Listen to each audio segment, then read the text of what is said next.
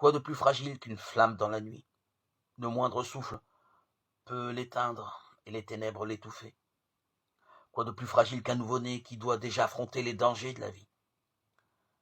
En s'incarnant, Dieu se révèle et donne au monde de contempler son visage dans l'extrême fragilité d'un nouveau-né.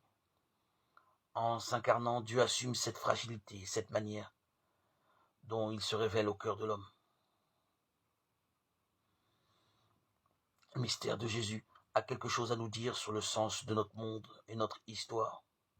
Toute la longue histoire de l'humanité doit s'achever en Dieu, dans la Jérusalem céleste, auprès de leur Père.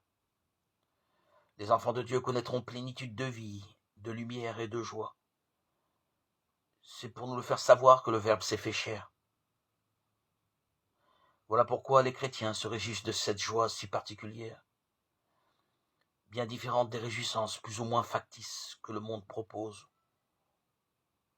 oublieux du sens de la fête. C'est Jésus-Christ qui nous ouvre à la joie. C'est pour accueillir la joie du Christ, de sa naissance, qu'il nous faut le recevoir par la foi. Et ce n'est donc pas seulement un moment d'émotion sentimentale en face du berceau d'un enfant pauvre et fragile, qui naît dans une famille d'apparence bien banale.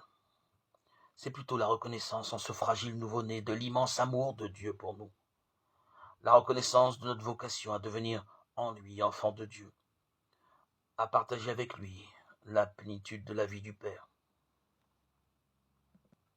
Malgré les vicissitudes de la vie et nos exils, nous sommes invités à devenir à l'exemple des anges, des bergers, des mages, de Marie, Joseph, les porteurs de la bonne nouvelle, les messagers, les témoins de l'amour du Père révélé en Jésus-Christ.